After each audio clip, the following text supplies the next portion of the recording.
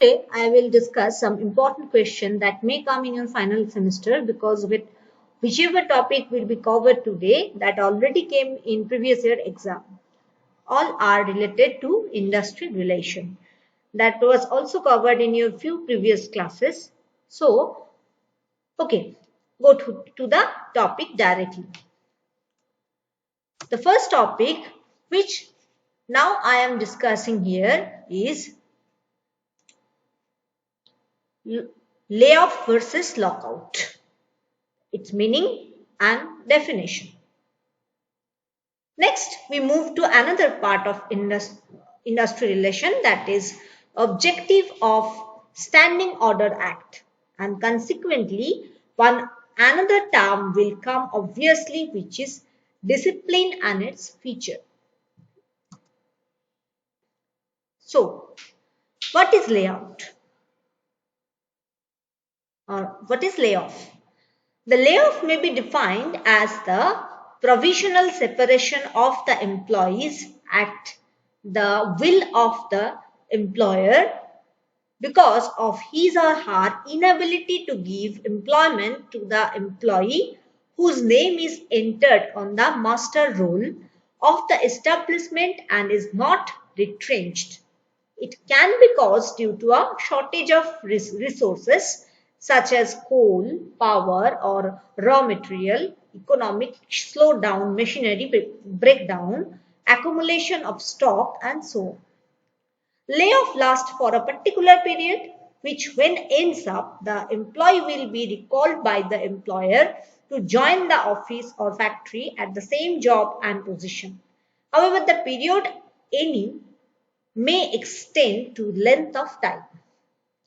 The employee provided with adequate compensation by the employer because layoff takes place at the instance of employer. So what is lockout?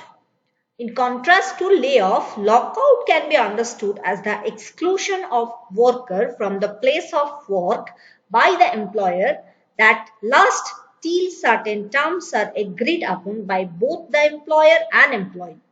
In this situation, the employer withholds work by refusing to put employees at work and restrict employees' access to the workplace without any intention to close down the division or unit. In this case, the employees are prohibited from entering the company premises, which is caused by internal and external disturbances. Basically, a lockout is nothing but a management strike during a labor dispute in which the workers are compelled to settle down on the terms that are favorable to the management. It is announced by the management as a result of clashes between management and workers because of unjustified demands by the workers or bad treatment of worker by the management.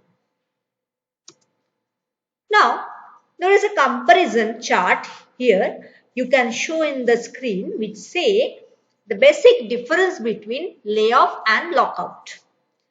Layoff emphasizes to the involuntary separation of the employees of a department or unit by the employer due to his or her failure to provide employment. Whereas lockout means the refusal of employer to continue to employ the worker despite any intention to close the unit.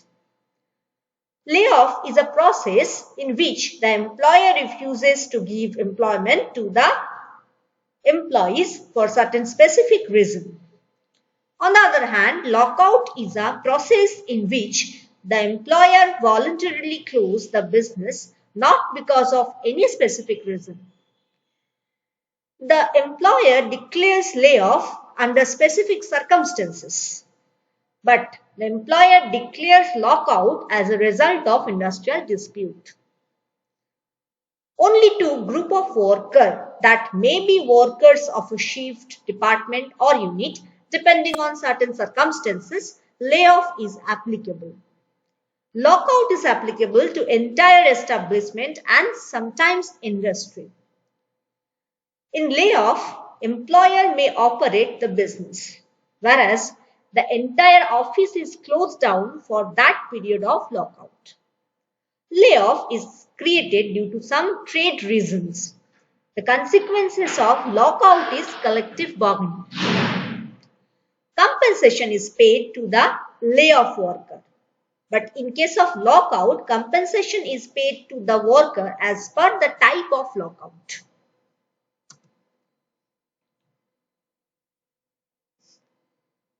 One of the measurement of industry relation is the Industrial Employment Act or Standing Order Act 1946. Our next topic will be the objective of Standing Order Act. The Industrial Employment Act 1946 came into force on April 23, 1946. The act applies to the whole of India. It was initially made applicable to only those industrial units, undertakings, establishment wherein 100 or more workers were employed on any day of preceding 12 months. Subsequently, the Act was amended in 1961, 1963 and 1982. The Act empowers the appropriate government to extend the provision of this Act to establishment employing less than 100 workers after giving not less than 2 months notice of its intention to do so in the official gazette. The Act applies to all the industrial establishment as defined in clause of section 2 of the Payment of Wages Act 1936. Factors as defined in clause 2 in section 2 of Factories Act 1948, the railways as defined in the Indian Railways Act 1890 and establishment of a contractor who employ workmen for the purpose of fulfilling the contract with the owner of any industrial establishment.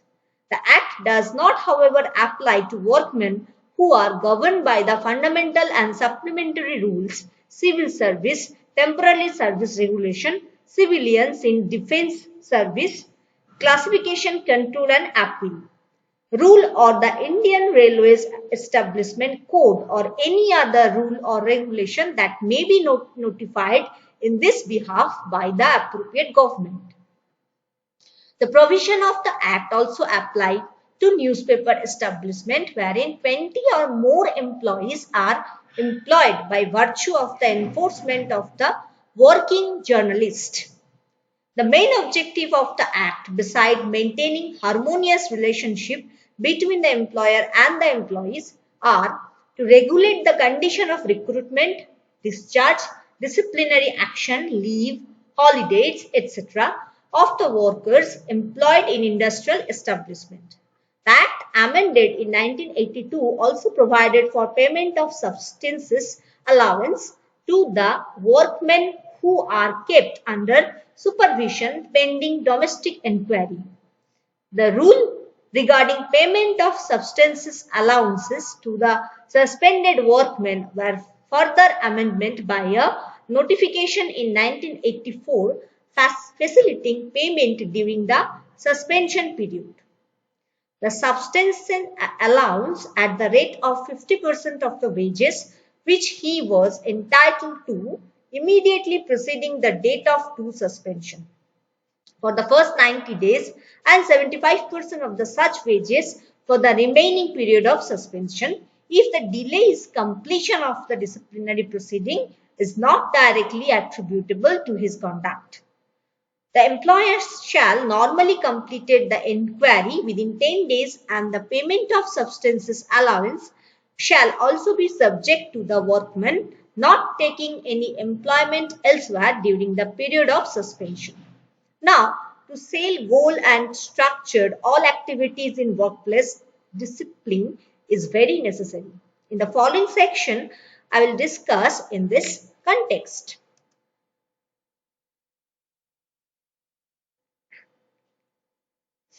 So, what is discipline?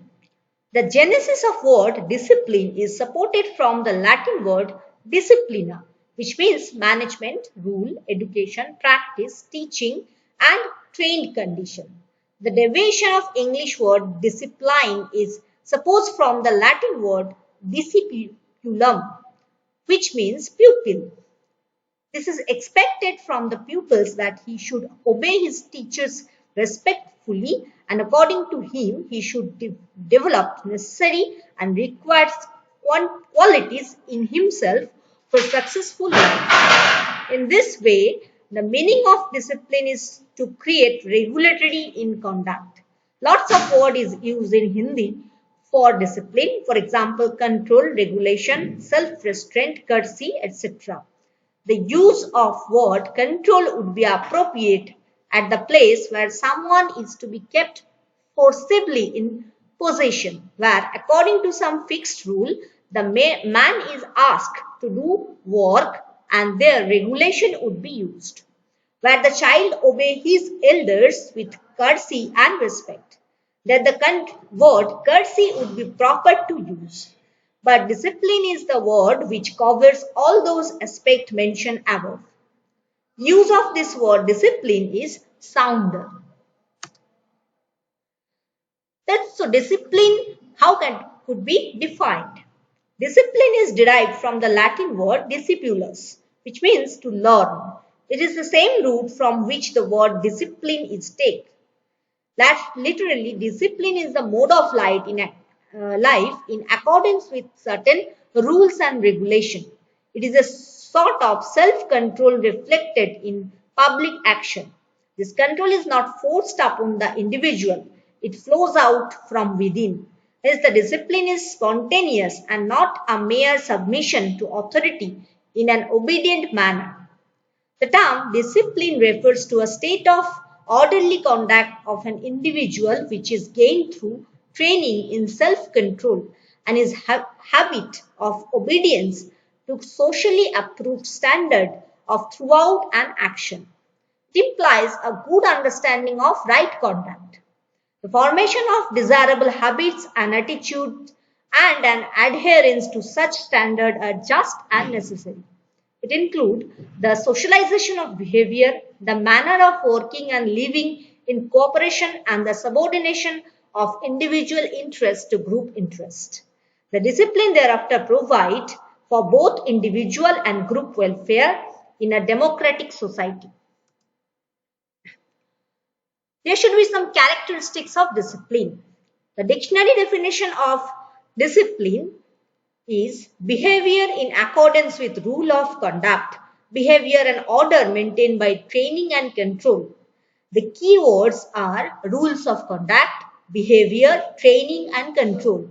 From that perspective, we can apply 7 powerful characteristics of discipline. The first one will be discipline is managing time in most effective way. According to a recent survey by American Online and Salary.com, the average worker confessed to wasting 2.09 hours per 8 hours working day, and this does not include huge and scheduled breaks. Companies are under the assumption that a certain amount of time is wasted, and that is factored in when determining employee pay. According to the America Online or Salary.com survey, employees are wasting about twice as much time as expected by their employees. When you compare that loss even to the devastating damage done by Hurricane Sandy, which is roughly estimated near 100 billion, it pales in comparison. But even more so, individuals waste their own personal time. The average time spent watching TV each day is 2.8 hours.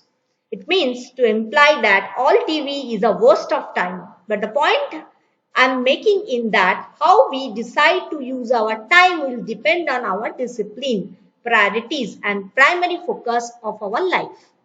By properly managing our time both at work and privately, productivity goes up on 100%, which actually gives more time to do the things which are most valuable to us, like spending more time with the family, etc.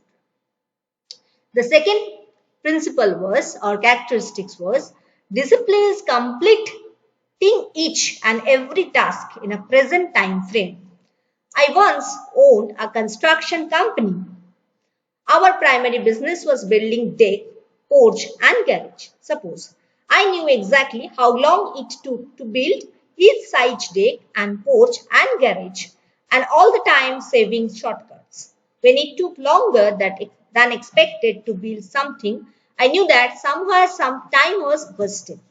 Discipline does not mean that you would not have time to catch your breath from time to time. It means that you are smoothly and consistently moving forward and completing the task at hand.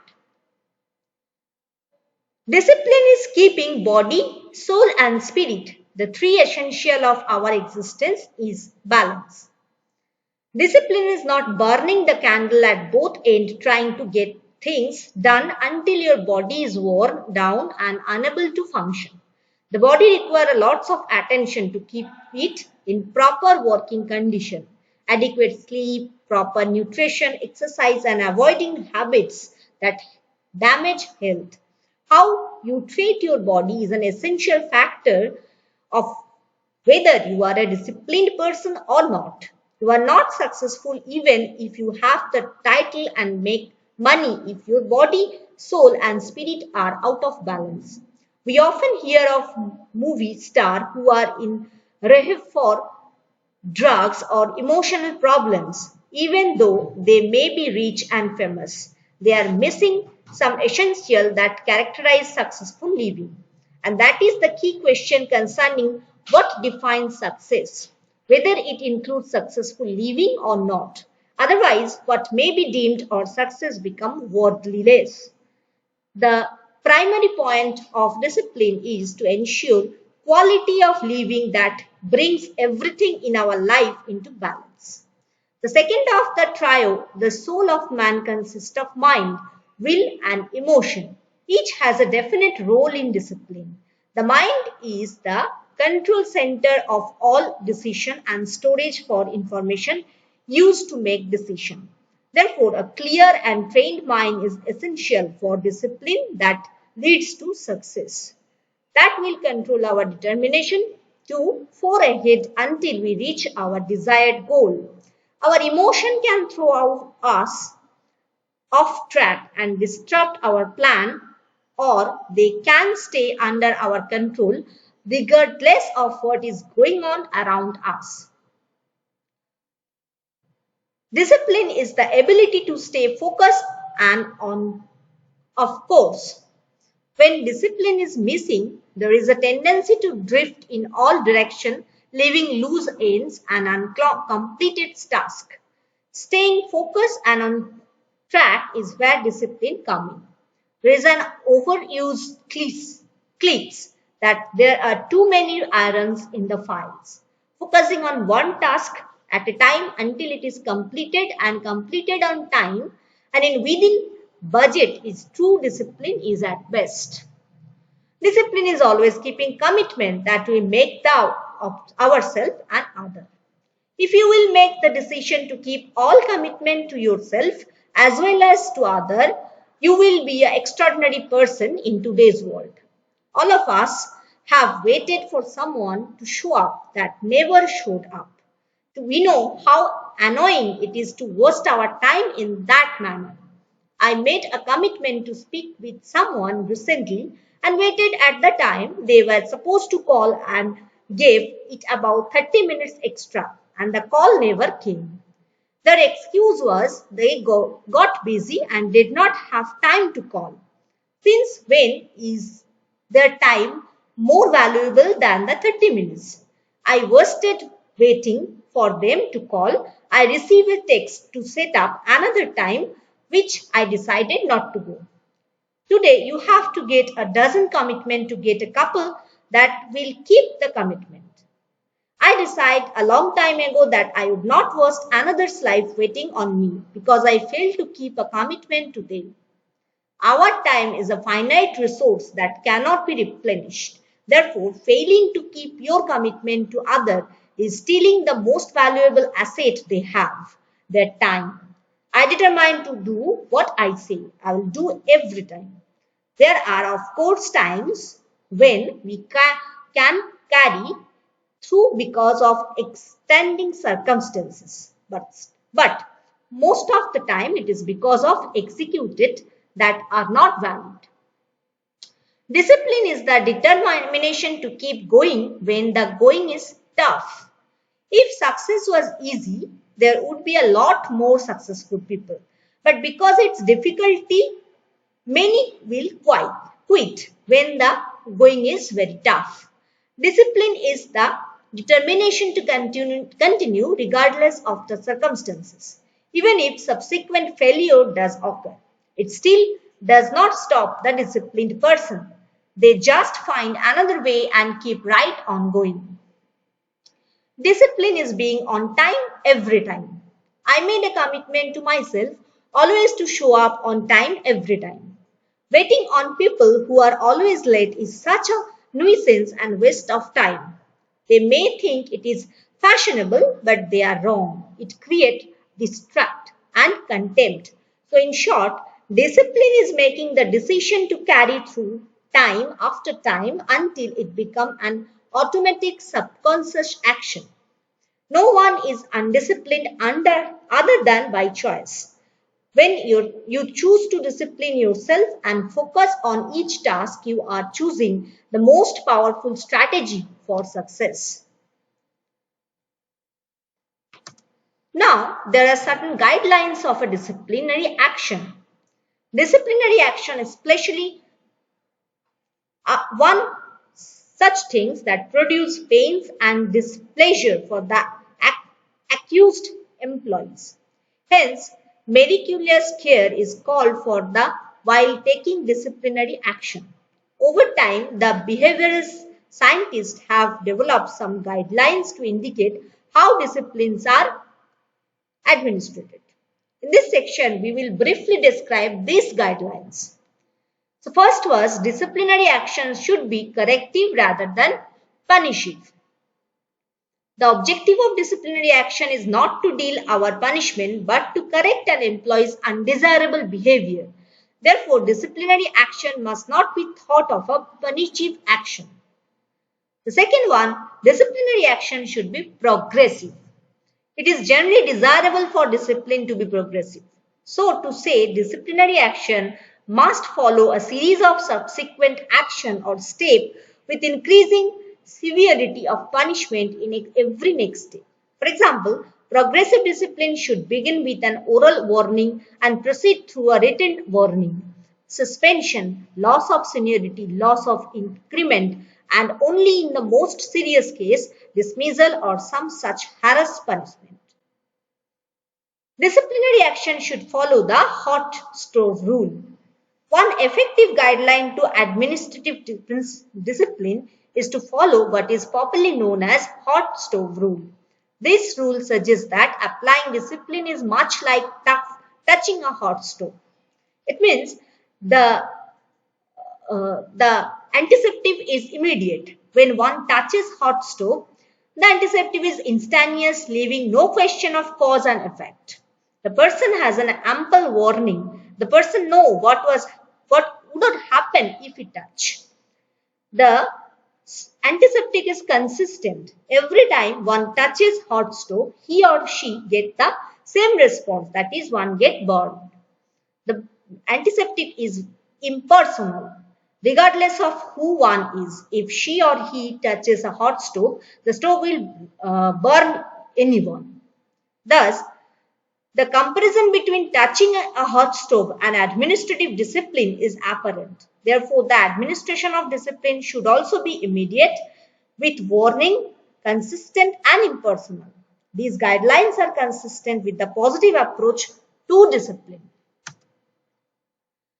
So, now I will end here. In the next class, I will talk some disciplinary action taken by the management if the employees will perform some misconduct in the workplace in a detailed discussion. Thank you.